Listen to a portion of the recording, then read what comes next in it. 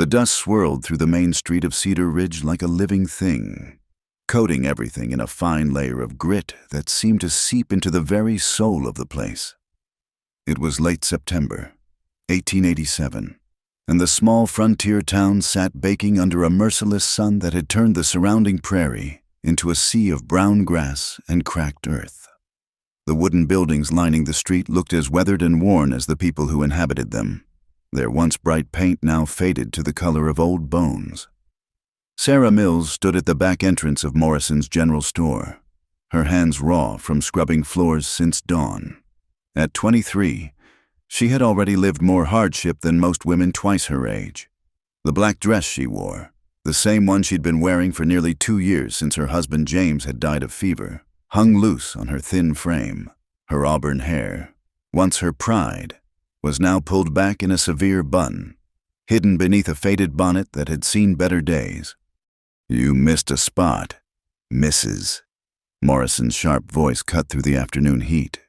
The store owner's wife stood in the doorway, her arms crossed over her ample bosom, her face set in its perpetual expression of disapproval. "And mind you don't steal anything while you're at it? I know your kind." Sarah bit back the response that rose to her lips. She needed this job, meager as the pay was. Being a widow with no family and no means meant swallowing her pride daily, enduring the whispers and sideways glances of the townspeople who saw her as little more than a step above the saloon girls on the other side of town. "Yes, ma'am," she said quietly, returning to her work. The truth was, she came from good people back in Ohio. Her father had been a schoolteacher, her mother a seamstress. But that life felt like a distant dream now, something that had belonged to another person entirely. When James had convinced her to come west, promising land and opportunity, she'd believed in the dream of a new life. Now James was buried in the cemetery at the edge of town, and she was alone in a place that seemed determined to crush her spirit. As the afternoon wore on, the store began to fill with customers, cowboys from the nearby ranches, their spurs jangling as they walked, came in for tobacco and ammunition. Farmers' wives clutched their shopping lists, eyeing the goods they couldn't afford. And through it all, Sarah worked silently, invisible to most, scorned by others. It was near closing time when trouble walked through the door in the form of William Thornton. The merchant was one of the wealthiest men in Cedar Ridge, owning not just the largest dry goods store, but also having interests in the bank and the hotel. He was a man in his 50s, with a belly that spoke of too many good meals and eyes that held no warmth. More importantly, he was a close friend of Judge Cornelius Blackwood, the man who held the town's fate in his iron grip. "Morrison," Thornton bellowed, his face already flushed with drink despite the early hour. "Where's that shipment of silk I ordered? My wife's been asking about it." "Mr." Morrison hurried from behind the counter, wringing his hands. "I'm sorry, Mr. Thornton, but it hasn't arrived yet. Perhaps next week." "Next week?" Thornton's voice rose. "I paid good money for that order." As the two men argued, Sarah tried to make herself even more invisible, focusing on wiping down the shelves near the back of the store. But fate, it seemed, had other plans. As Thornton gestured wildly, his arm knocked over a display of silver pocket watches that Mr. Morrison had just set out that morning. They clattered to the floor, one rolling directly to where Sarah knelt. Without thinking, she reached for it, intending to return it to the counter. But at that moment, Thornton turned, his angry gaze falling on her. His eyes narrowed, taking in her worn dress, her work-roughened hands, and most of all, the silver watch she held. "Thief!" he roared, pointing a thick finger at her. "I caught her red-handed. Morrison, this widow woman's been stealing from you." Sarah's blood turned cold. "No, sir, I was just—" "Silence!" Thornton's face had turned an alarming shade of purple. "I saw you clear as day, trying to pocket that watch. Morrison, what kind of establishment are you running here? Employing thieves." Mr. Morrison looked between Sarah and Thornton, his face pale. Sarah could see the calculation in his eyes, the word of a friendless widow against that of the town's most powerful merchant. The choice was clear. I had no idea, Morrison stammered. Sarah, is this true? Of course it's not true. Sarah stood, the watch still in her hand, her cheeks burning with indignation. I was simply picking it up. To steal it, Thornton finished. I demand justice. Morrison, this cannot stand. What would people think if word got out that Cedar Ridge tolerates thieves? The commotion had drawn a crowd.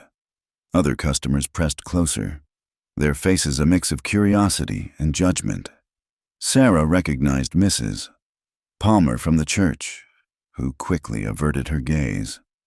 Tom Bradley from the feed store shook his head disapprovingly. Not one face showed sympathy or doubt about Thornton's accusation.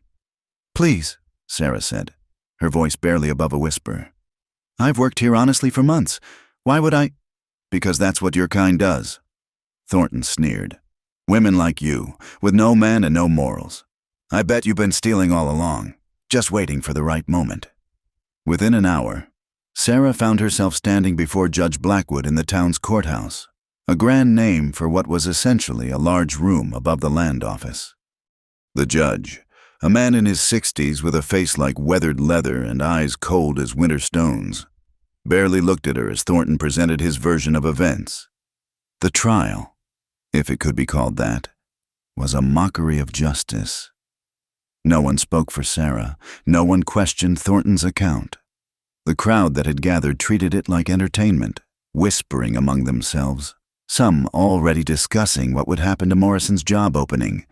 Judge Blackwood's voice, when he finally spoke, was as dry as the dust outside. Sarah Mills, you stand accused of theft from Morrison's general store. The evidence is clear. You were caught with stolen property in your possession.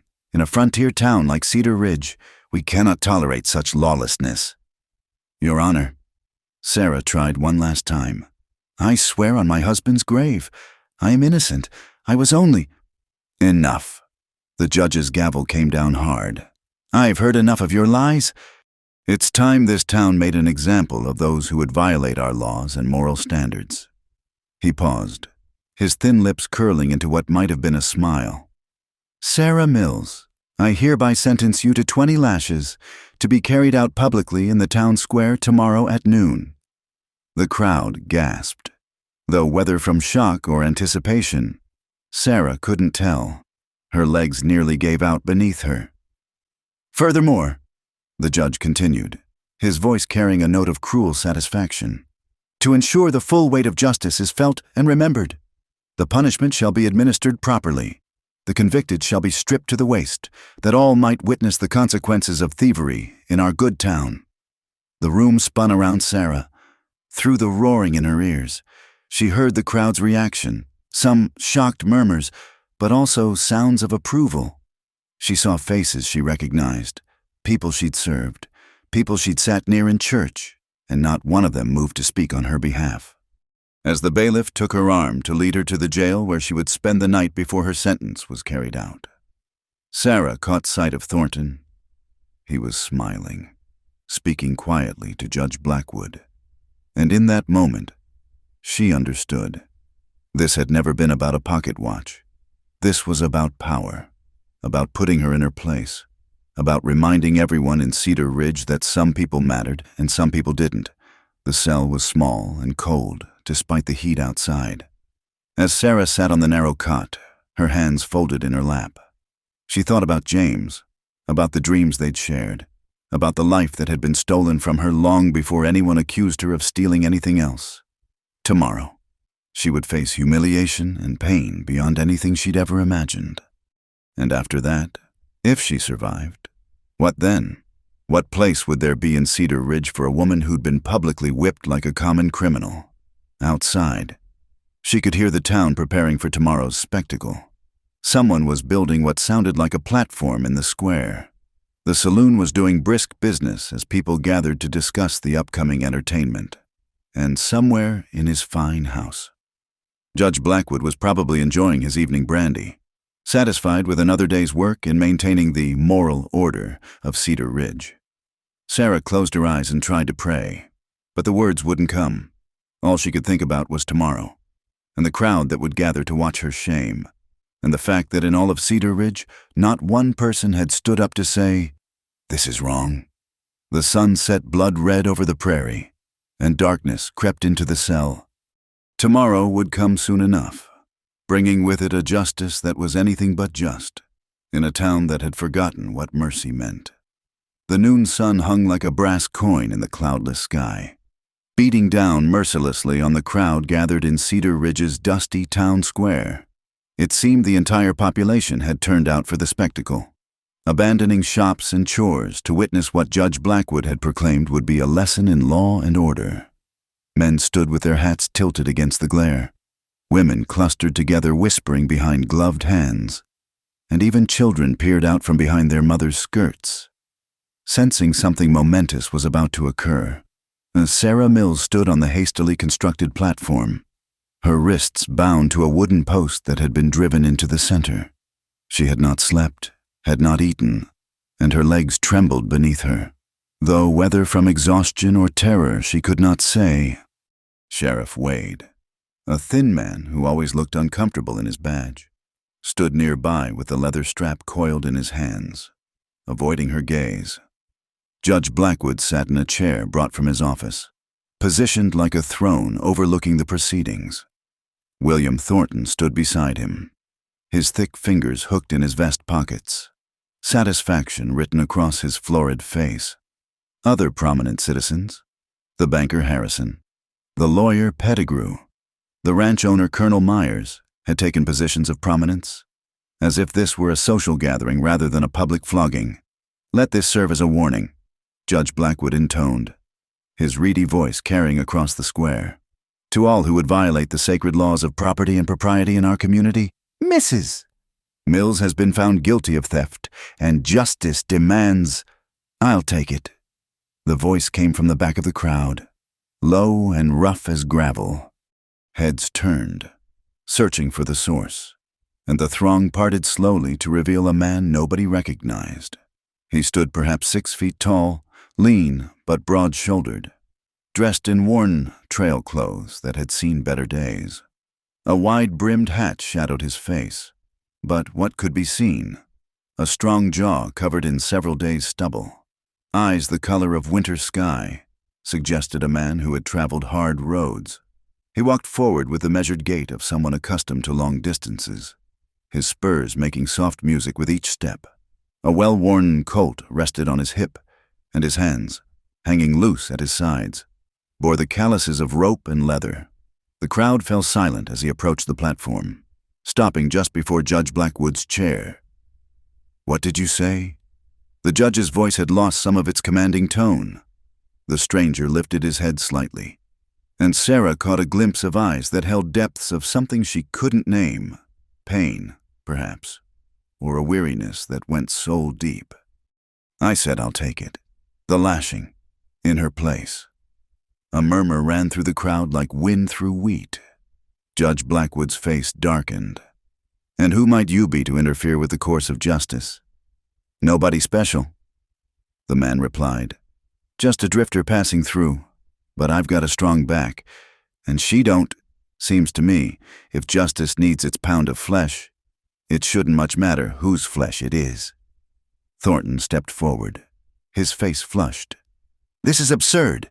The woman is a convicted thief. She must face her punishment." The stranger turned those winter eyes on Thornton, and something in his gaze made the merchant take an involuntary step backward.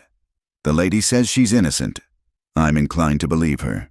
"You don't even know her," Thornton sputtered. "No," the stranger agreed. "But I know men like you."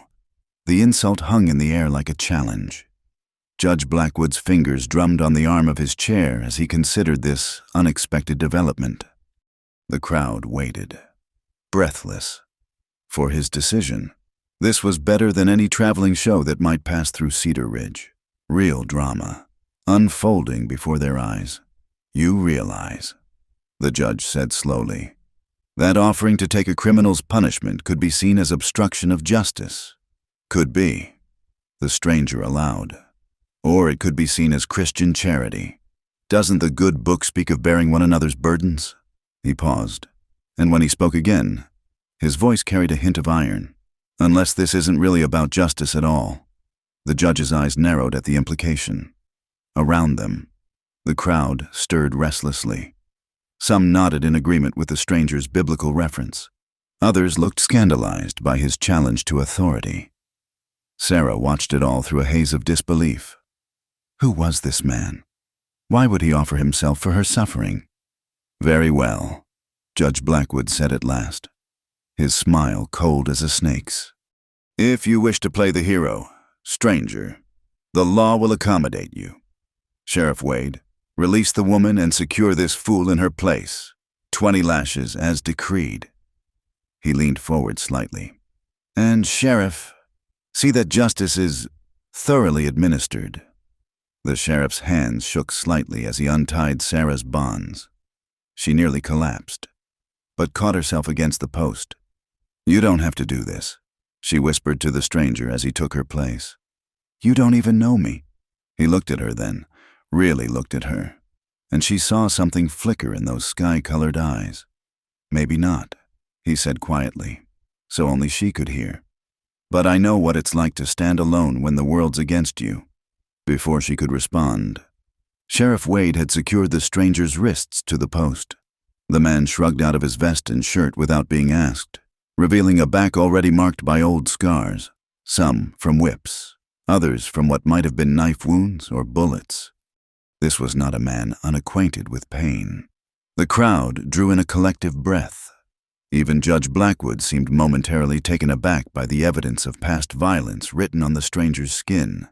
But Thornton, perhaps emboldened by having the man bound, called out, "Get on with it, Sheriff! Justice delayed is justice denied." The first lash fell with a crack like a pistol shot. The stranger's body tensed, but he made no sound. Sarah found herself unable to look away, though every instinct screamed at her to run, to hide, to escape this nightmare. The second lash followed, then the third, each leaving a red welt across the stranger's back. By the 10th lash, blood had begun to flow. By the 15th, his knees had buckled slightly, though he remained upright. Still, he made no sound, no cry of pain or plea for mercy. The crowd, which had been eager for spectacle, grew increasingly uncomfortable. This silent endurance was not what they had expected. Where were the screams, the begging, the entertainment they had been promised? Sheriff Wade's arm grew tired, his strokes less forceful, but Judge Blackwood barked at him to continue with full strength. The final lashes fell on a back now slick with blood, the stranger's breathing harsh but controlled, when at last it was over, when the 20th lash had been delivered. A strange quiet fell over the square. The sheriff cut the stranger's bonds, and he slumped forward slightly before catching himself. Sarah rushed to his side, pulling off her shawl to press against the worst of the wounds. He looked at her with eyes glazed by pain, but still aware, still present. "Can you walk?" she asked urgently. He nodded once, though she could see the effort it cost him. Together, with her supporting what weight she could, they made their way through the crowd. People stepped aside, some with expressions of awe, others with confusion, still others with something that might have been shame.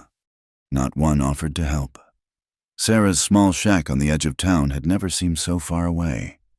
Each step was agony for the stranger. She could tell, though he still refused to make a sound. By the time they reached her door, his face had gone gray beneath the sun-weathered tan, and fresh blood had soaked through her shawl. Inside, she helped him to her narrow bed, the bed she had shared with James. Though she pushed that thought aside, there was no time for sentiment now. She fetched water from the barrel outside, tore strips from her oldest petticoat for bandages, and set about cleaning the wounds as best she could. "I don't even know your name," she said as she worked, needing to fill the silence, to make sense of what had happened. "Jake," he said, his voice hoarse. "Jake Colton." "Why?" The question escaped before she could stop it. "Why did you do that?" He was quiet for so long she thought he might have passed out. Then, man stands by and watches wrong being done. He's part of that wrong. Learned that the hard way, long time ago. She wanted to ask more, to understand this man who had suffered for her. But his eyes had closed, and his breathing, though pained, had steadied into sleep. Sarah continued her ministrations, cleaning each wound carefully, applying what salve she had, wrapping the bandages as gently as possible. Outside, she could hear the town returning to normal, or what passed for normal in Cedar Ridge. Shops reopened, conversations resumed. Life went on as if nothing extraordinary had occurred, but in her small shack, tending to a stranger's wounds by the light of her single lamp, Sarah knew that something had fundamentally changed. For the first time in 2 years, since James had died and left her alone in this unforgiving place, someone had stood up for her. Someone had declared, with actions louder than words, that she mattered. As night fell and Jake Colton slept fitfully on her bed, Sarah kept watch. She didn't know who he was or where he came from, but she knew this. He had taken her pain upon himself, had bled for her when no one else would even speak for her. In a world that had shown her only hardness and judgment, he had offered something she had almost forgotten existed: compassion. Tomorrow would bring new challenges. The town would talk. Judge Blackwood would not forget this affront to his authority, and Thornton would certainly seek revenge for his public humiliation. But tonight, in the flickering lamplight, with the sound of a brave man's labored breathing filling the small space, Sarah Mills allowed herself something she hadn't felt in a very long time: hope. The whispers started before the sun had fully risen. Sarah could hear them as she drew water from the well, neighbors talking in hushed tones, their words carrying on the still morning air. "That widow Mills has taken in the drifter. Mrs. Henderson was saying to Mrs. Clark over the fence, bold as brass, nursing him in her own home. What would her poor dead husband think?" Sarah's jaw tightened, but she kept her movement steady, filling her bucket without acknowledging she'd heard. She had known this would come, had prepared herself for it during the long night of tending Jake's wounds. But knowing and experiencing were different things, and each whispered word felt like a small cut against her already battered spirit. Inside the shack, Jake Colton lay on his stomach, his back a map of pain despite her careful ministrations. He'd developed a fever during the night, and she'd spent hours cooling his forehead with damp cloths, trickling water between his cracked lips. Now, in the pale morning light, she could see the full extent of the damage, 20 precise marks of injustice across skin that had already borne too much. "Water," he whispered, his voice rough as sandpaper. She helped him drink, supporting his head carefully. His eyes, when they focused on her, held a clarity that surprised her given his condition. "You should have let me leave last night," he said. "Your reputation was already ruined long before you came along." Sarah finished firmly. "Drink." Over the next days, a strange routine developed. Sarah rose before dawn to do washing for the few households that still employed her, though she noticed their payments had grown more grudging, their instructions more curt. She'd returned to find Jake attempting to sit up, to move, his face gray with the effort. "You need to rest," she told him for the 10th time, pressing him back down. "Those wounds aren't close to healed." "I've imposed enough," he replied, though he couldn't quite hide the pain that movement caused. "You don't need the trouble of harboring me." "Seems to me the trouble's already here," she said, applying fresh salve to the worst of the lashes. Might as well see it through. The truth was, she found his presence strangely comforting. Not in any improper way. She was acutely aware of the proprieties, even in her reduced circumstances, but after 2 years of silence, of eating meals alone, of having no one to talk to but herself, having another human being in her space felt like sunshine after a long winter. Jake, for his part, remained largely quiet, but it was a different quality of silence than what she was used to. His was not the silence of judgment or dismissal, but something deeper, the quiet of a man who had learned that words were often less important than actions. When he did speak, it was usually to thank her for some small kindness, or to ask about her life before Cedar Ridge. "James was a dreamer," she told him one evening, mending one of his shirts by lamplight while he rested.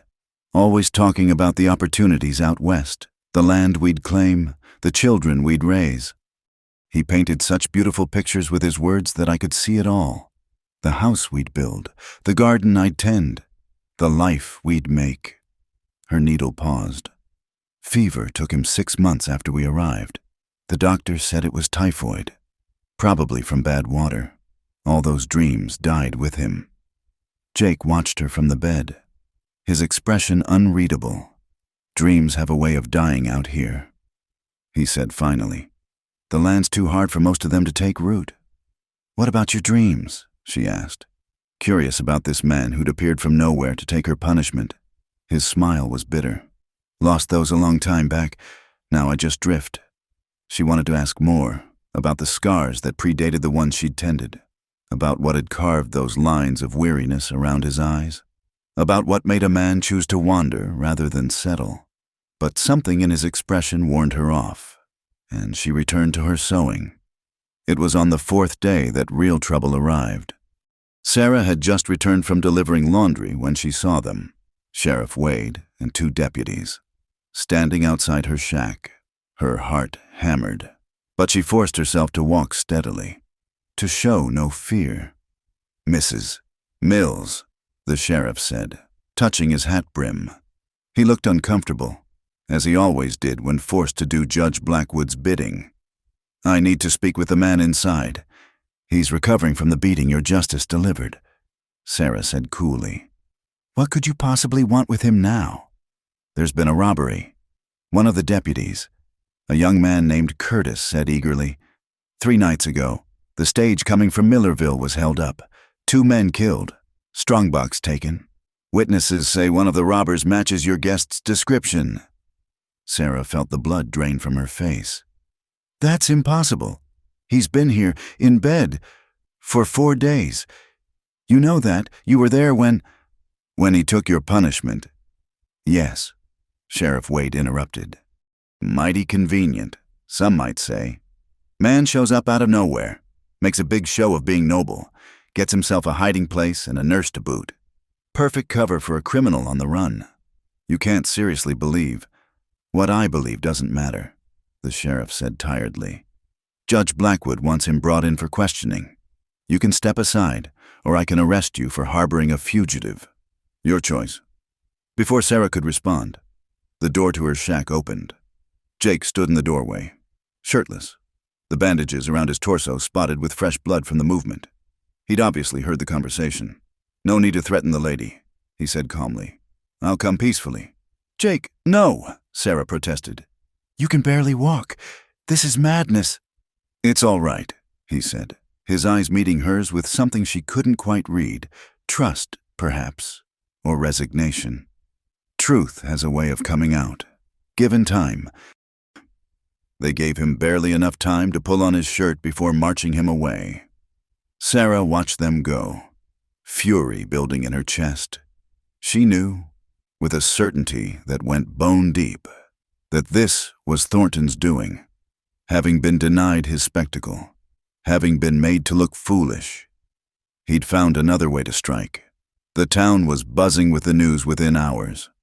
The mysterious stranger who'd taken the widow's punishment was now accused of robbery and murder. Opinions flew thick and fast in the saloon, the general store, the church steps. Some said they'd known he was trouble from the start. No honest man would do what he'd done. Others whispered that it seemed mighty convenient, him being blamed for a crime that happened while he was laid up. Sarah tried to see him, but was turned away from the jail. Judge's orders, Deputy Curtis said, not meeting her eyes. No visitors for the prisoner. That night, alone in her shack that still smelled faintly of leather and trail dust, Sarah made a decision. If the law in Cedar Ridge was corrupt, if justice was whatever Judge Blackwood and his cronies decided it was, then she'd have to find justice elsewhere. She waited until well past midnight, then slipped out into the darkness. The streets were empty, most of the town asleep. She made her way not to the jail, but to the telegraph office. The operator, an elderly man named Elijah who'd always been kind to her, lived in a room behind the office. It took several minutes of knocking before he answered, blinking owlishly behind his spectacles. Mrs. Mills, What on earth? I need to send a telegram, she said urgently. Please, Elijah. It's important. He studied her face in the lamplight, then nodded slowly. Come in, quickly. As she dictated her message to the U.S. Marshal's office in Denver, reporting the corruption in Cedar Ridge, the false charges, the mockery of justice, she thought about Jake Colton, sitting in a cell for a crime she was certain he hadn't committed. She thought about all the people who'd been crushed under Judge Blackwood's boot, all the justice denied in the name of maintaining order. This is dangerous, Elijah warned as he sent the message. If the judge finds out, then I guess I'll be taking my turn at those lashes after all, Sarah said grimly. Some things are worth the risk. Walking home through the empty streets, she felt something she hadn't experienced in years, purpose. Jake Colton had stood up for her when no one else would. Now it was her turn to stand up for him, and for everyone else in Cedar Ridge who'd been silenced by fear and corruption.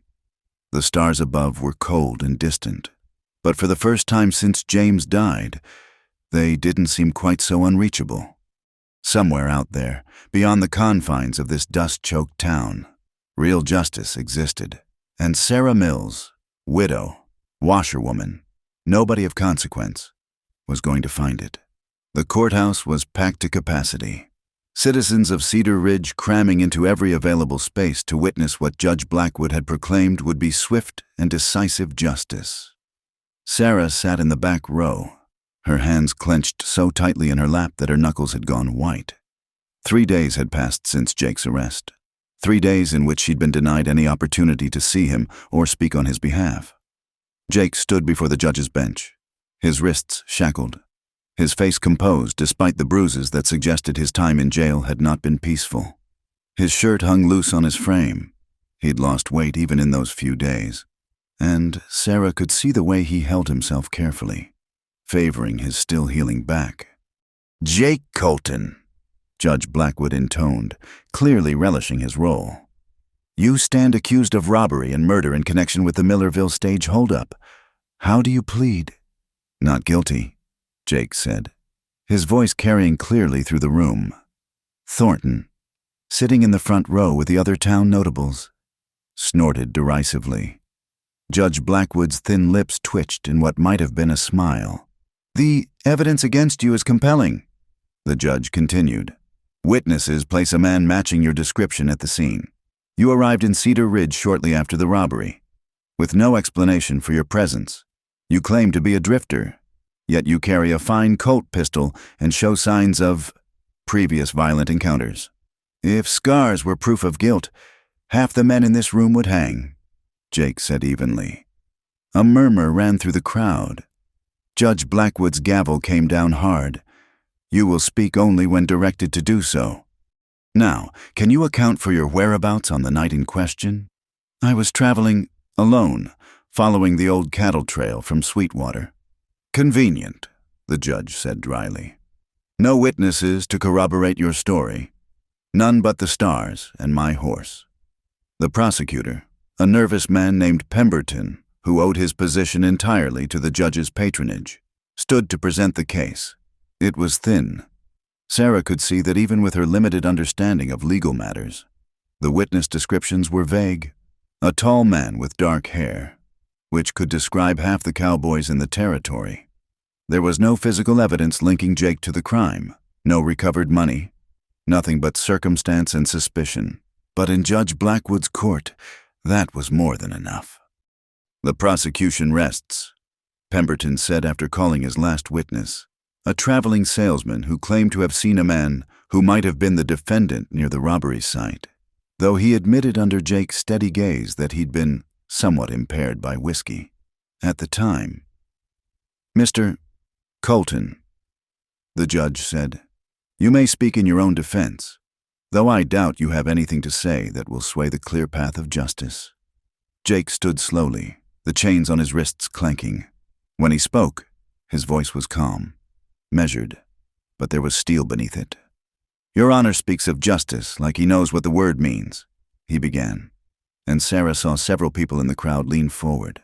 But I've sat in that jail for 3 days, and I've heard things, Stories. About a judge who lines his pockets with fines he invents. About a merchant who ruins competitors with false accusations. About a town so twisted by corruption that folks are too scared to speak the truth. Silence. Blackwood's face had gone purple. "You dare. I dare," Jake continued, raising his voice to be heard over the judge's sputtering. "Because I've got nothing left to lose. You want to hang me for a crime I didn't commit? Go ahead, but everyone in this room will know it's not justice you're serving." The crowd erupted.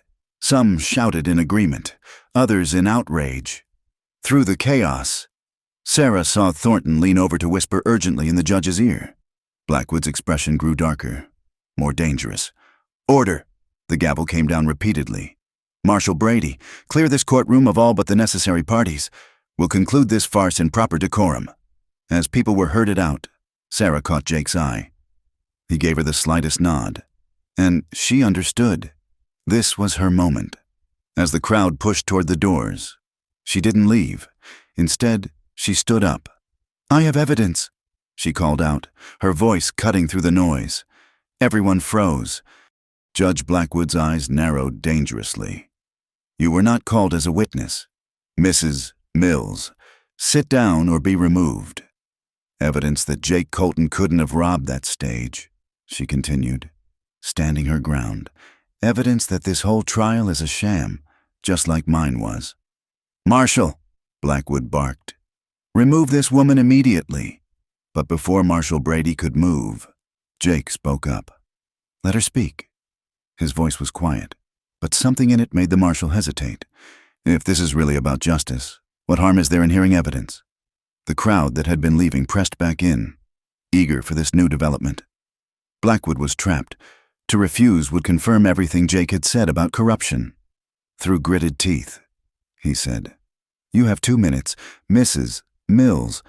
But if this is some romantic nonsense—" "It's not," Sarah said firmly. She reached into her pocket and pulled out a folded paper. "This is a receipt from Doc Morrison's medical supplies, dated and signed. It shows I purchased laudanum, bandages, and salve on the afternoon of the robbery, the same afternoon Jake took my punishment. Doc Morrison can confirm that I told him it was for a man with severe lash wounds." She unfolded the paper with steady hands. "Jake Colton was in my home, unable to walk more than a few steps. For the entire night in question, he couldn't have robbed that stage any more than I could have." "That proves nothing." Thornton stood up, his face red. She could be lying to protect him. "Then ask Doc Morrison," Sarah shot back. "Ask him about the severity of the wounds he saw when I described them. Ask anyone with medical knowledge if a man could ride hard and rob a stage with 20 fresh lash marks on his back." The courtroom buzzed with conversation. Judge Blackwood looked like he'd swallowed something bitter. This wasn't going according to plan. Sarah could see it in his eyes. "Furthermore," she continued, emboldened now, "I sent a telegram to the U.S. Marshal's office in Denver 3 nights ago, detailing the corruption in this court. They responded—" She pulled out another paper. "They're sending investigators, real lawmen, not the bot kind." The lie came easily. There had been no response yet, might never be one. But she saw the fear flicker across Blackwood's face, saw Thornton's confident expression waver. "This is preposterous," the judge blustered. "Marshal, arrest this woman for contempt of court, interference with justice, and sedition." "You do that," Jake said quietly. "And you'll have to arrest half the town, because I don't think Mrs. Mills is the only one tired of your version of justice." And indeed, Sarah saw nods throughout the crowd, heard murmurs of agreement. The fear that had held Cedar Ridge in its grip for so long was cracking, like ice in spring. "Your Honor," Marshal Brady said slowly, "maybe we should postpone this trial. Look into these claims properly." "Don't tell me how to run my court." "Oh," Blackwood snapped. But he was sweating now, his authority undermined. That's when the doors burst open. Deputy Curtis ran in, his face pale. "Judge, riders coming in fast from the north. Looks like a federal marshal and a posse." The courtroom erupted. Thornton made for the back door, but citizens who'd found their courage blocked his way. Judge Blackwood stood frozen behind his bench, his mouth opening and closing like a landed fish. Jake looked at Sarah across the chaos, and for the first time since she'd met him, he smiled, really smiled. It transformed his weathered face, made him look years younger. "Seems your telegram worked faster than you thought," he said. Sarah smiled back, feeling lighter than she had in years. "Seems it did." The federal marshals who swept into Cedar Ridge that afternoon were everything the local law wasn't: professional, incorruptible, and very interested in the stories citizens suddenly felt brave enough to tell. By evening, Judge Blackwood was in his own jail, along with Thornton and several others. The mayor, who'd been conveniently out of town during most of Blackwood's worst excesses, returned hastily to appoint an interim judge from the territorial capital. Jake was released with apologies. His name cleared not just of the robbery charges, but of any suspicion. As the sun set over Cedar Ridge, he stood outside the jail, rubbing his wrists where the shackles had been. Sarah approached hesitantly. So much had happened so fast. "You're free to go," she said unnecessarily. "I am," he agreed, looking down at her. "Question is, where?" "You could stay," she said, then blushed at her forwardness. "I mean, the town will need honest men to help rebuild, make things right." He was quiet for a long moment, looking out at the prairie beyond the town limits. "I've been drifting a long time," he said finally. "Maybe it's time I stopped." "Maybe it is," Sarah agreed softly. They stood together as darkness gathered. Two people who'd found each other in the midst of injustice and discovered something worth fighting for. The road ahead would be difficult. Corruption didn't die easily, and there would be those who resented the changes. But for the first time in longer than either could remember, the future held promise instead of merely survival. In the distance, coyotes called to each other across the vast spaces, and the stars began to emerge in the darkening sky. Cedar Ridge would never be the same after this day, and neither would the widow and the drifter who'd changed it. The town of Redemption Creek sat 40 miles south of Cedar Ridge, nestled in a valley where cottonwoods grew thick along a meandering stream. It was smaller than Cedar Ridge, quieter, the kind of place where travelers passed through without stopping unless they had business or bad luck. Sarah and Jake had arrived 3 weeks ago, choosing it precisely for its obscurity after the federal marshals suggested they might want to lie low until the trials in Cedar Ridge were complete. They'd taken rooms at Mrs. Haversham's boarding house, separate rooms, of course, though the elderly proprietress had given them a knowing look when they'd signed the register as Mr. Colton and Mrs. Mills, business partners. The fiction they'd constructed was simple. Jake was a horse trader, Sarah his bookkeeper. It was respectable enough to avoid scrutiny, vague enough to explain their lack of local connections. "You're holding the pencil like it might bite you," Sarah said, suppressing a smile as she watched Jake struggle with the ledger she'd set before him. They were in the boarding house's small parlor, ostensibly reviewing accounts. "Never had much use for figures," he admitted, setting down the pencil with relief. "Trail don't require much arithmetic. You'll need to know at least the basics if we're to make this story believable," she pointed out. "Though I suppose I could always say you hired me because you're hopeless with numbers." "Wouldn't be far from the truth," he said, and she caught that rare glimpse of humor in his eyes. These moments had become precious to her. The quiet evenings when the walls Jake kept around himself would lower just a fraction, allowing her to see the man beneath the drifter's armor. She'd learned things in pieces. That he'd grown up in Missouri. That he'd ridden with a cattle outfit before things went bad. That he'd lost someone once, though he never said who or how. Their days had developed a comfortable rhythm. Jake found work at the local livery, his skill with horses quickly earning the owner's respect. Sarah took in sewing and helped Mrs. Haversham with the boarding house accounts.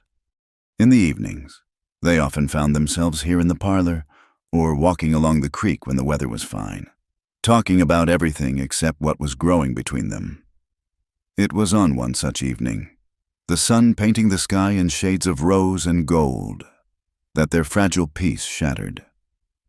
Sarah Mills. The voice came from behind them on the creek path. And the mysterious Jake Colton. They turned to find a well-dressed man with shrewd eyes and a sheriff's star pinned to his vest.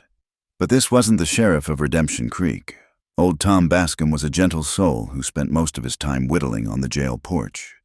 "Sheriff Dalton, from Millerville," the man said, touching his hat brim. "I've been looking for you both." Jake's hand moved subtly, ready to reach for the gun he still wore. Sarah felt her heart skip, but kept her voice steady. "Is there a problem, Sheriff?" "Could be," Dalton said, his eyes never leaving Jake's face. "Got word that you two were mixed up in that mess in Cedar Ridge. Federal boys did a fine job cleaning house, but they missed something." He pulled out a wanted poster, unfolded it slowly. "This came through last week, posted by the Thornton Mining Company." Sarah's blood chilled. William Thornton had owned more than just the store in Cedar Ridge. He had interests throughout the territory, and apparently, influence that extended beyond his jail cell. The poster showed a rough sketch that could have been Jake, along with a description that twisted the truth just enough. Wanted for assault, inciting rebellion, and conspiracy to overthrow legal authority. $500 reward. "That's ridiculous," Sarah said hotly. "The federal marshals cleared Jake of all charges. Thornton's the one in jail." "Money talks louder than jail bars sometimes," Dalton said, "and Thornton's got deep pockets. His lawyers are working on getting him released, claiming the federal investigation was biased, that you two conspired to frame him." "So what now?" Jake asked quietly. His voice was calm, but Sarah could see the tension in his shoulders, the weariness that came from always looking over his shoulder. "Now, I've got a decision to make." Dalton said, "I could arrest you, take you back to Millerville, let the court sort it out. Or," he paused, studying them both, "or I could decide that poster doesn't look much like you at all, that the folks I'm looking for probably headed south to Mexico, not north to Redemption Creek." "What would help you make that decision?" Jake asked carefully. Dalton smiled slightly.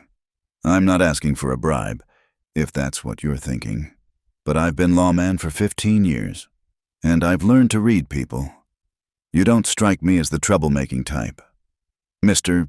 Colton. And I heard what really happened in Cedar Ridge, how you stood up for this lady, how she stood up for you." He folded the poster, tucked it away. "Seems to me that's the kind of thing we need more of, not less." He turned to go, then paused. "But Thornton's men won't all be as understanding. Word is he's hired bounty hunters, the kind who shoot first and ask questions later. You might want to consider moving on." After he left, Sarah and Jake stood by the creek in silence. The peaceful interlude was over, shattered like glass against stone. "I'm sorry," Jake said finally. "This is my fault. I should never have—" "Should never have what?" Sarah interrupted, surprising herself with her vehemence. "Stood up for what was right? Protected someone who needed it?" She turned to face him fully. "Jake Colton, if you're about to suggest you should have let them whip me that day, I'll push you in this creek." Despite everything, he almost smiled. "You're fierce when you're riled." "I've had to learn to be," she said softly. Then, gathering her courage, "We can't keep running. They'll just keep coming. They want me, not you. If you leave, they'll come after me anyway. I'm the one who challenged them in court. Remember? Who claimed to contact the federal marshals?" She shook her head. "No, we're in this together now, for better or worse." The words hung in the air, carrying more weight than she'd intended. Jake looked at her for a long moment, and she saw something shift in his expression. "Sarah," he said quietly, "you deserve better than a life on the run, better than a man who brings trouble wherever he goes." "Maybe," she said, stepping closer. "But I've had a respectable life. I had a husband who was good and kind and never caused anyone a moment's worry. And when he died, that respectable life left me washing floors and being accused of crimes I didn't commit." She reached out, hesitantly touched his arm. "Maybe I don't want respectable anymore. Maybe I want real." He covered her hand with his. work roughened fingers gentle against her skin. "You don't know what you're asking." "Don't I?" she challenged. "I'm asking for honesty, for partnership, for a chance at something more than just surviving." They stood there as twilight gathered, two damaged souls finding in each other something they'd thought lost forever. When Jake finally spoke, his voice was rough with emotion. "All right," he said. "Together, then, whatever comes." That night, they made plans by lamplight in Mrs. Haversham's parlor. They couldn't stay in Redemption Creek. Dalton's mercy had bought them time, but not safety. They couldn't go back to Cedar Ridge, not with Thornton's influence still spreading like poison. But perhaps, if they went far enough, found a place where the Thornton name meant nothing. "California," Sarah suggested, looking at a map she'd borrowed from the boarding house library. "Or Oregon. Somewhere we can start fresh." "It's a hard journey," Jake warned. "Dangerous, and we'd need supplies, a wagon, oxen." "I have some money saved," Sarah said. "From James's life insurance, what little there was. And you've been earning at the livery." He nodded slowly. "There's a wagon train forming up in Independence next month. If we could get there." It was a plan. Fragile as spring ice, but better than waiting for Thornton's hunters to find them. They'd leave in a week. Mrs. Haversham told anyone who asked that they'd headed south. It wasn't much of a head start, but it might be enough. As Sarah prepared for bed that night, she thought about the twists her life had taken. A month ago, she'd been a friendless widow facing a public whipping. Now she was planning a journey across the continent with a man who'd taken those lashes for her. A man she was beginning to... She stopped that thought before it could fully form. There would be time for such considerations later, when they were safe. For now, it was enough that they were together, that neither of them had to face the darkness alone. Outside her window, she could hear Jake's footsteps as he made his nightly check of the boarding house grounds, a habit he'd developed since the day they'd arrived, protecting her still, even when she hadn't asked him to. "Together," she whispered to the darkness, and found comfort in the word. The first sign of trouble came 3 days into their journey. Sarah noticed it in the way Jake's shoulders tensed whenever hoofbeats echoed behind them on the trail, how his hand never strayed far from his rifle. They'd bought a modest wagon and team from a farmer outside Redemption Creek, loaded it with supplies, and headed northeast toward Independence. But the vast emptiness of the prairie, which should have felt like freedom, instead seemed to press in on them with invisible threats. "Riders," Jake said quietly, nodding toward a dust cloud perhaps 2 miles back. "Been following us since yesterday." Sarah's hands tightened on the reins. They'd switched off driving, and it was her turn while Jake rode alongside on his horse. Thornton's men? Maybe just travelers heading the same direction. But his tone suggested he didn't believe the latter. They pushed harder that day, trying to increase the distance, but a loaded wagon was no match for mounted riders. By evening, as they made camp near a small spring, the followers had closed to within a mile. "Keep the fire small," Jake instructed as he tended his horse, "and stay close to the wagon." Sarah prepared a simple meal of beans and cornbread, trying to ignore the knot of fear in her stomach. The prairie stretched endlessly in all directions, offering no shelter, no place to hide, if those riders meant harm. "You're burning the beans," Jake said gently, and she startled, realizing she'd been staring into the darkness beyond their fire. "Sorry, I know." He took the pot from her, salvaging what he could. "Fear's natural. It's what you do with it that matters." They ate in companionable silence, but Sarah could feel the tension radiating from Jake like heat from a stove. When the meal was done and the dishes cleaned, he stood, checking his weapons with practiced efficiency. "They'll come tonight," he said matter-of-factly. "Men who mean no harm don't shadow folks for 2 days. What do we do?" "We be ready." He positioned himself between the wagon and the direction of the riders, rifle across his knees. "Try to get some sleep. I'll keep watch." Sleep was impossible, of course. Sarah lay in the wagon bed, fully dressed, listening to every sound. The prairie wind whispered through the grass. Coyotes called in the distance. And somewhere out there, men were coming who wished them harm. It was past midnight when Jake's voice, low and urgent, reached her. "Company." She peered out to see 3 riders at the edge of their firelight, faces hidden by hat brims and darkness. One of them, clearly the leader, rode forward a few paces. "Jake Colton," the man called out. "We've got paper on you. Come quiet-like, and we'll leave the woman be." "Generous of you," Jake replied, not moving from his position. "But I've got paper too, from federal marshals saying I'm a free man. Your bounty's based on lies." The rider laughed, an ugly sound. "Don't much care about the particulars. $500 spends the same whether you're guilty or innocent." "Then we have a problem." Sarah's heart pounded as she watched Jake slowly stand, rifle held casual but ready. In the wagon, her hand found the shotgun they'd purchased. Jake had insisted on teaching her to use it during their first day of travel. "3 of us, 1 of you," the bounty hunter observed. "Ain't good odds. Friend. I've had worse." The tension stretched taut as a bowstring. Sarah could see the other 2 riders spreading out, trying to flank Jake's position. Her hands trembled as she raised the shotgun, drawing a bead on the one moving left. Then everything exploded into motion. The leader went for his gun, but Jake was already moving, diving to the side as he brought his rifle up. The crack of gunfire shattered the night. Sarah saw Jake's shot take the leader in the shoulder, spinning him from his horse.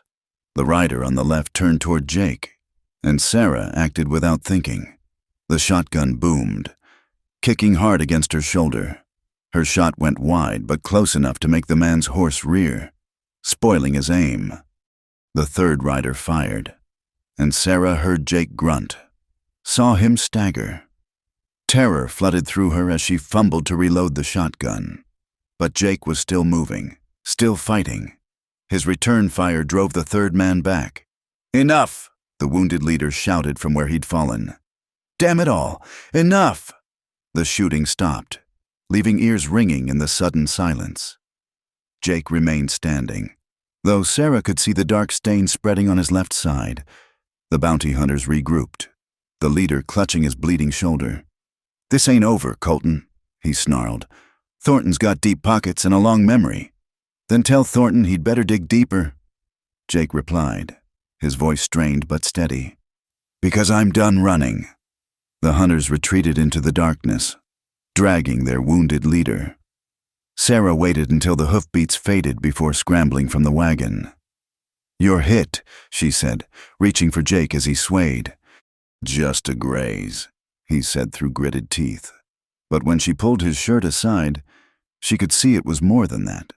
The bullet had carved a deep furrow along his ribs. She helped him to the wagon, lit a lantern, and set about cleaning the wound with hands that had grown steady through necessity. This was becoming too familiar, tending Jake's injuries, trying to stop his bleeding. "You did good," he said as she worked. "That shotgun blast probably saved us both." "I was terrified," she admitted, wrapping clean bandages around his torso. "So was I." At her surprised look, he managed a pained smile. "Only a fool feels no fear. Brave is doing what needs doing despite the fear." When she finished, they sat together in the wagon bed, knowing sleep would be impossible now. The attack had changed things, made the danger real in a way that Sheriff Dalton's warning hadn't. "They'll keep coming," Sarah said quietly. "Yes. We could split up. You could—" "No." His voice was firm despite his exhaustion. "We already had this discussion. Together. Remember." She leaned against his uninjured side, careful not to jar his wound. "This isn't what you bargained for when you took those lashes. Isn't it?" He shifted slightly, his arm coming around her shoulders. "Sarah, I've been running from one thing or another most of my life. Running from the war. From things I did during it. From losses I couldn't face." He was quiet for a moment. "That day in Cedar Ridge, when I saw them about to hurt you for no reason other than cruelty and greed, something in me just said, no more, not this time. "And now you're paying for it," she said, guilt heavy in her chest. "No," he corrected gently. "Now I'm living for it. First time in years I've had something worth fighting for. Someone worth protecting." The words hung between them in the lantern light. Sarah turned to look at him, seeing in his face an vulnerability he rarely showed. Without thinking, she reached up to touch his cheek, feeling the stubble beneath her fingers. "Jake," she whispered. He caught her hand, held it against his face for a moment, then slowly lowered it. "Not yet," he said softly. "Not while we're running. While there's danger. You deserve better than rushed moments stolen between gunfights." She wanted to argue, to tell him that she'd take whatever moments they could find, but she saw the resolve in his eyes and understood. He was protecting her still, even from himself. They traveled harder after that, pushing the team to its limits, taking turns sleeping in the wagon while the other drove. 2 days later, they encountered a cavalry patrol out of Fort Laramie. The sergeant, a grizzled veteran named O'Malley, listened to their story with growing interest. "Thornton Mining Company," he mused. "We've had complaints about their operations. Strong-arm tactics, claim jumping, hiring guns to run off legitimate settlers." He looked at Jake with professional assessment. "You're the one stood up to them in Cedar Ridge?" "Word travels," Jake said carefully. O'Malley grinned. "It does indeed. The colonel might be interested in talking to you. We've been gathering evidence about Thornton's activities, but witnesses have been scarce. Too scared to talk, mostly. It was an opportunity, but also a risk. Going to Fort Laramie meant delay, meant being in one place long enough for more hunters to catch up, but it also meant the possibility of real legal protection, of putting Thornton's reach to an end. Sarah and Jake exchanged glances, a whole conversation in a look. She nodded slightly. "We'll come," Jake decided. As they followed the patrol toward Fort Laramie, Sarah allowed herself a small flame of hope.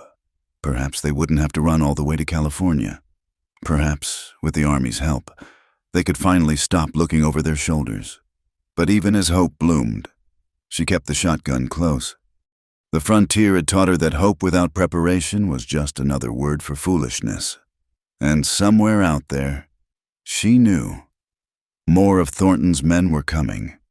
The fort appeared on the horizon like a promise, solid walls, organized strength, the rule of law backed by federal authority. As they passed through the gates, Sarah reached over and briefly squeezed Jake's hand. "Together," she said. "Together," he agreed, and for the first time since leaving Redemption Creek, his smile reached his eyes. The ride back to Cedar Ridge took 3 days of hard travel. Jake and Sarah were accompanied by a detachment of cavalry, 6 soldiers led by Sergeant O'Malley, their presence a shield against any bounty hunters who might be lurking. Colonel Patterson at Fort Laramie had been very interested in their testimony about Thornton's operations. But more importantly, he'd received orders from Washington to investigate corruption in the territorial courts. "Seems your telegram stirred up quite a hornet's nest, Mrs. Mills," the colonel had said. "The Attorney General himself wants answers about what's been happening out here." Now, as Cedar Ridge appeared on the horizon, Sarah felt her stomach tighten. The last time she'd seen this place, she'd been fleeing in the night. Returning felt like walking back into a trap, even with federal protection. "Steady," Jake murmured from beside her on the wagon seat. His wound had healed well during their week at Fort Laramie, though he still moved carefully. Different town now. Remember, he was right. The reports they'd received suggested Cedar Ridge had changed dramatically since Judge Blackwood's arrest. But knowing and feeling were different things, and Sarah couldn't shake the memory of standing on that platform, waiting for the lash. As they entered Main Street, Sarah was struck by how different the atmosphere felt. People walked with their heads up, conversations flowed freely, and when they recognized the returning pair, reactions ranged from surprise to outright celebration. "Mrs. Mills, Mr. Colton." Elijah, the telegraph operator, hurried over. "Lord Almighty, we thought you were gone for good." A crowd began to gather, and Sarah saw faces she recognized, some who had stood silent during her trial, others who had whispered behind her back. But now they pressed forward with what seemed like genuine warmth. "Is it true?" "Mrs." Palmer from the church asked breathlessly. "Did you really bring the Federals down on Thornton?" Before Sarah could answer, a new voice cut through the crowd. "Make way! Official business!" The crowd parted to reveal a man Sarah didn't recognize. Middle-aged, wearing a proper suit and a badge that marked him as the new judge. He approached with measured steps, his expression unreadable. Judge Marcus Webb. He introduced himself, offering his hand to Jake. "Appointed by the territorial governor to clean up this mess, I understand we have you two to thank for exposing the corruption here." "We just told the truth," Jake said carefully, shaking the offered hand. "Sometimes that's the most revolutionary act of all," Judge Webb replied. His eyes moved to Sarah. "Mrs. Mills, I've reviewed your case file. What was done to you was a travesty of justice. If you're willing, I'd like to formally overturn your conviction and clear your name." Sarah felt tears threaten but held them back. "I'd appreciate that, Your Honor." "Good. Court convenes tomorrow morning. We have much work to do." He gestured toward the courthouse. "Mr. Thornton and Judge Blackwood are being held there, awaiting transport to federal prison. They've been most vocal about their innocence." "I imagine they have," Jake said dryly. That evening, Sarah and Jake took rooms at the hotel, separate rooms again, though the clerk didn't bat an eye this time. Word had spread quickly about their return and the federal backing they brought. At dinner in the hotel restaurant, they were interrupted constantly by citizens wanting to share their own stories of Blackwood's corruption, to thank them for their courage, to apologize for their own silence. Heroes of Cedar Ridge, Jake muttered after the latest well-wisher departed. "Never thought I'd be called that." "You earned it," Sarah said firmly. "We both did." He studied her across the table, and she saw that look in his eyes again, the one that made her heart race, that spoke of feelings neither had fully voiced. But before either could speak, Sheriff Wade appeared at their table. "I'm sorry to interrupt," he said, hat in hand, looking genuinely contrite. "Mr. Colton, Mrs. Mills, I wanted to apologize. For everything. I knew what Blackwood was, knew it was wrong, but I was too much a coward to stand up." "You're standing up now," Sarah said, surprised to find she meant it. "That counts for something." Wade nodded gratefully. "Judge Webb wanted me to warn you. Thornton's been making threats, saying he's got one more card to play. We've doubled the guard, but he's got resources we don't know about." Jake finished. "We'll be careful." The next morning dawned clear and bright. The courthouse was packed again, but the atmosphere couldn't have been more different from Sarah's trial. Judge Webb presided with calm authority, methodically working through the cases of those wronged by the previous administration. When Sarah's case was called, she stood with Jake beside her. Judge Webb read the charges, then formally dismissed them with prejudice, declaring her innocent of all wrongdoing and ordering the court records to reflect the miscarriage of justice that had occurred. "Furthermore," he continued, "the court recognizes the exceptional courage shown by both Mrs. Mills and Mr. Colton in standing against corruption. Their actions serve as a model for all citizens." Applause broke out in the courtroom, something that would have been unthinkable under Blackwood. Sarah felt Jake's hand briefly squeeze hers, and allowed herself a moment of pure relief. It was over. Finally. Truly over. Or so she thought. The confrontation came that afternoon in the town square, the same square where Jake had taken her punishment. Sarah had been visiting Morrison's store, accepting the owner's shamefaced apologies and arranging to collect wages owed from her time working there. Jake was at the livery, checking on their horses. The cavalry patrol was stationed around town, but not immediately visible. She emerged from the store to find William Thornton standing in the square, flanked by two hard-looking men she didn't recognize. He was supposed to be in jail, under guard, but here he stood, free as a bird, his face twisted with rage. "Mrs. Mills," he called out, his voice carrying across the square. "The woman who destroyed everything I built." Sarah's hand moved instinctively toward the small pistol Jake had insisted she carry. But Thornton's companions were already spreading out, hands hovering near their weapons. Around the square, citizens scattered, recognizing trouble.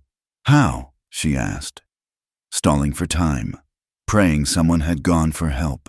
"Money opens many doors." Thornton sneered. "Even jail doors.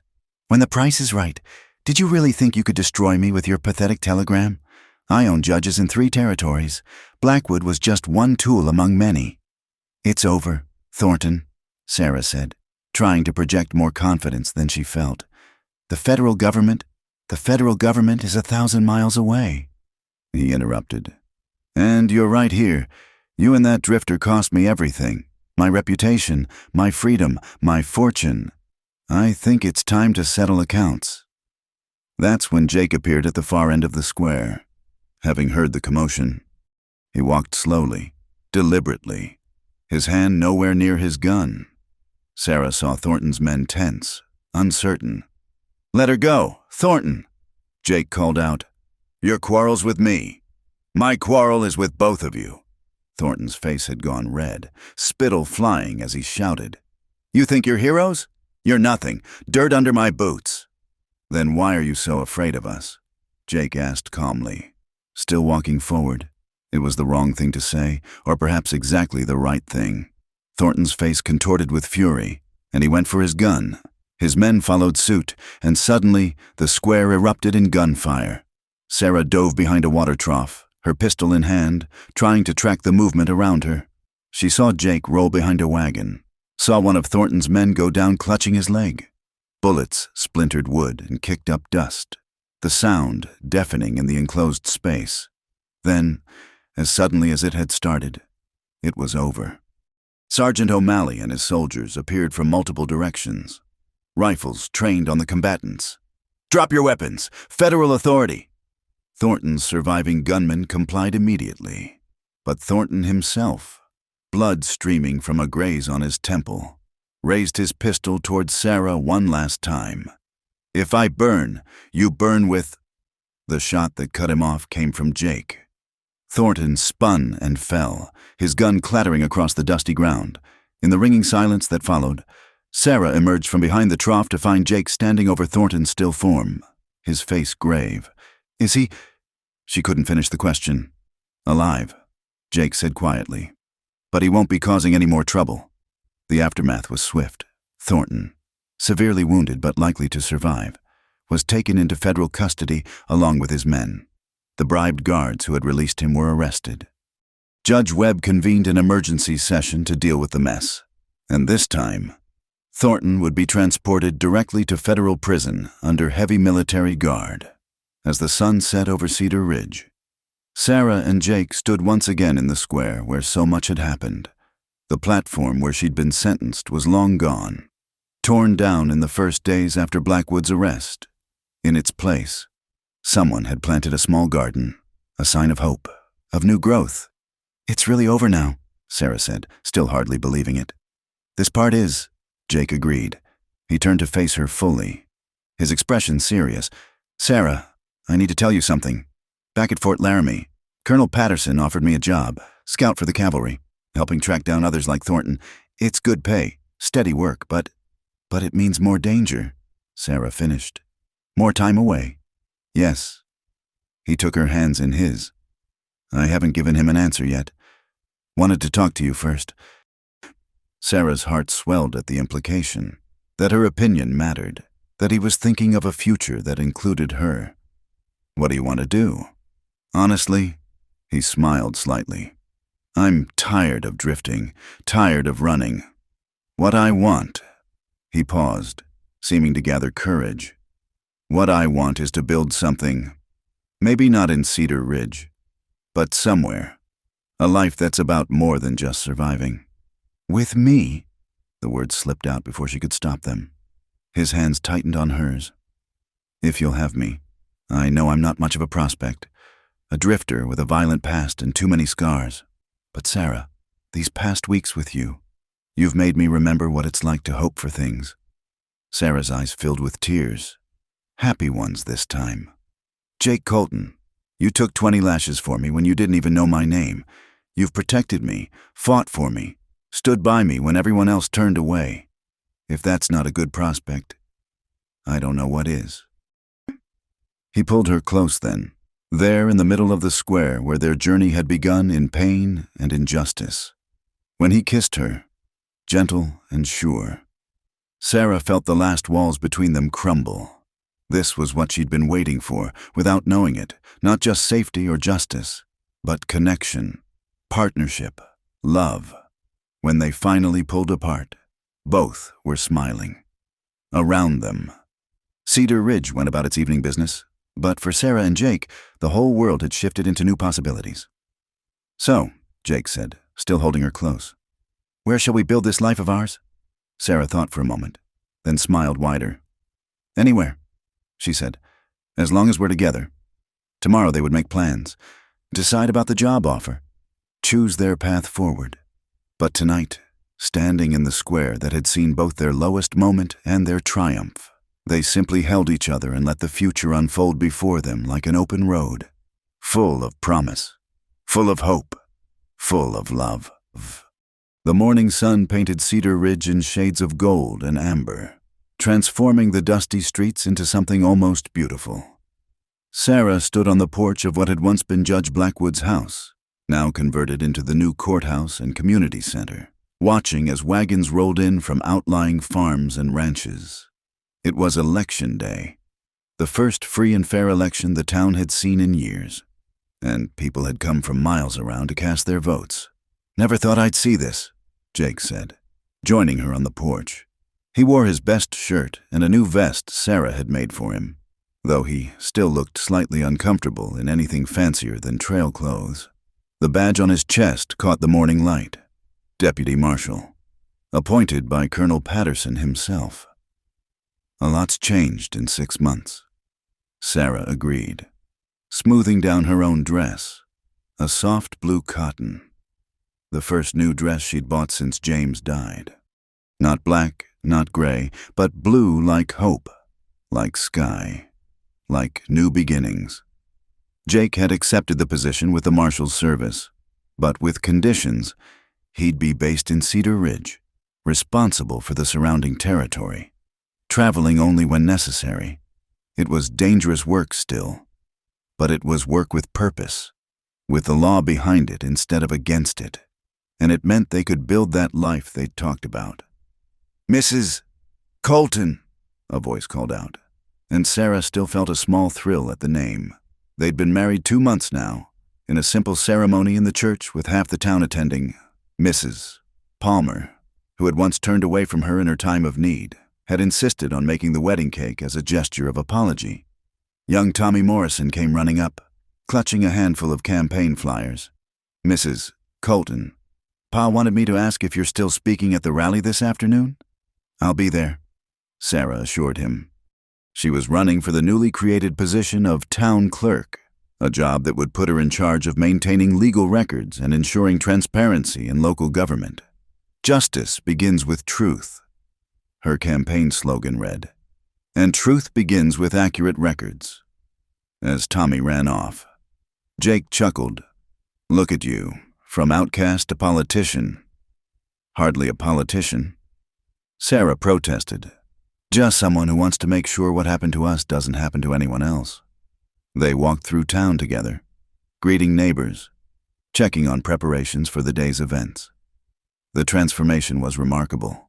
Where once people had hurried through the streets with downcast eyes, now they lingered to talk, to laugh, to engage with their community. The saloon still did good business, but so did the new library that had opened in what used to be Thornton's store. The mercantile was now run by a cooperative of local farmers and craftsmen, profits shared among all rather than hoarded by one. At the jail, Sheriff Wade greeted them with genuine warmth. He'd grown into his position since Blackwood's removal, No longer the weak man who'd carried out corrupt orders, but a fair lawman who took his responsibilities seriously. Quiet night, Jake asked, checking the logbook. Mostly. Had to lock up Ben Sawyer for drunk and disorderly. But his wife already collected him this morning. Wade paused, then added more seriously, "Got a telegram, though. Thought you should see it." Jake read the message, his expression darkening slightly. Sarah read over his shoulder. "Thornton convicted, federal court, stop 20 years hard, labor stop, named 12 other conspirators, stop warrants issued, stop stay alert, stop Patterson." 12 others, Sarah breathed. "How deep did this go?" "Deep enough," Jake said grimly. "But that's why we're here, why the work matters." As if to emphasize the point, a family wagon rolled past, loaded with children and supplies. The man driving tipped his hat to Jake, calling out a greeting. Sarah recognized him. Samuel Harris, a homesteader who'd been run off his land by Thornton's men 2 years ago. He'd returned after hearing about the changes in Cedar Ridge, reclaimed his property, and was now building a new life with his family. "That's why," Jake said softly, watching the wagon pass. "For them. For everyone who just wants a fair chance." The afternoon brought the rally, held in the same town square where so much drama had unfolded. A proper platform had been built, not for punishment but for democracy, for speeches and debates and the messy, vital business of self-governance. Sarah stood before a crowd of nearly 200 people, her prepared notes forgotten as she spoke from the heart. 8 months ago, I stood in this square accused of a crime I didn't commit, she began, her voice carrying clearly. I was saved by the courage of one man. She glanced at Jake, standing protectively nearby. But I should never have needed saving. In a just society, truth protects itself. In a fair system, innocence needs no champion because the law itself is champion enough. She spoke about the importance of accurate records, of transparency, of citizens' right to know what their government was doing. She talked about the future she envisioned for Cedar Ridge, a town where anyone could prosper through honest work, where justice was blind to wealth and status, where the law protected the weak instead of serving the strong. When she finished, the applause was thunderous. Even her opponents for the position, good men both, running honest campaigns, clapped with genuine appreciation. As the sun set and the votes were counted, Sarah and Jake found themselves back at their small house on the edge of town. It wasn't much, 2 rooms and a kitchen, but Jake had repaired the roof and added a porch, and Sarah had planted a garden that was beginning to bloom. It was theirs, built with their own hands, purchased with honest money. Win or lose tomorrow, Jake said, pulling her close as they sat on the porch watching the stars emerge. I'm proud of you. For the speech, for everything, for surviving, for fighting back, for believing things could be better when everyone said they couldn't. He pressed a kiss to her temple. For teaching me to believe it too. Sarah leaned into his warmth, thinking about the journey that had brought them here, the pain, the fear, the violence.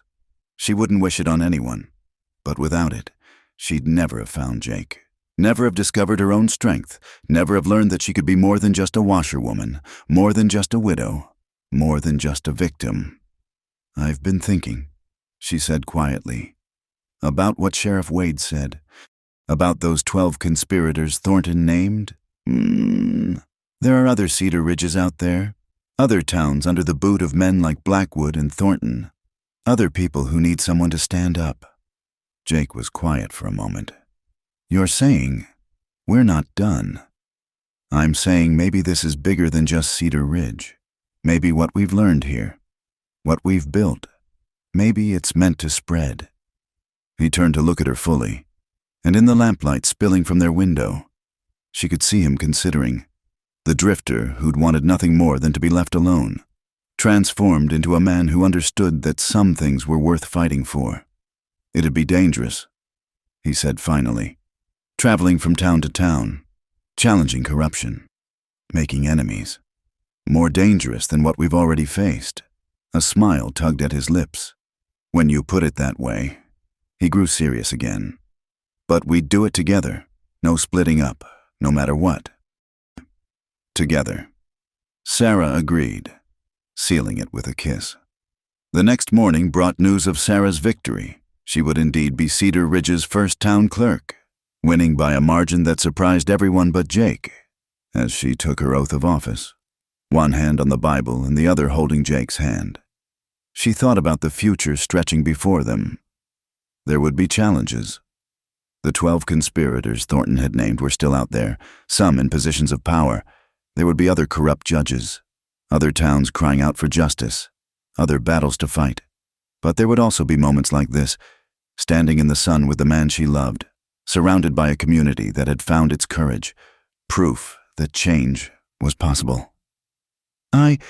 Sarah Mills Colton, she said, her voice clear and strong, do solemnly swear to execute the duties of town clerk with honesty, transparency, and dedication to justice for all citizens.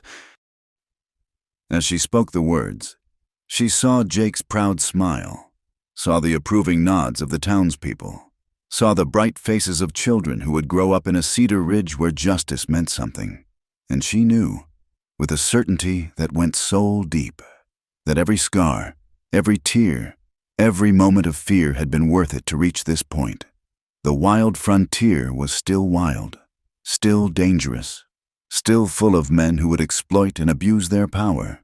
But it was also full of people like Jake, like herself, like the citizens of Cedar Ridge who had finally stood up and said, "Enough."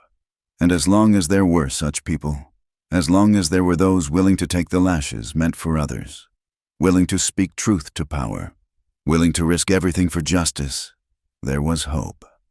The ceremony concluded.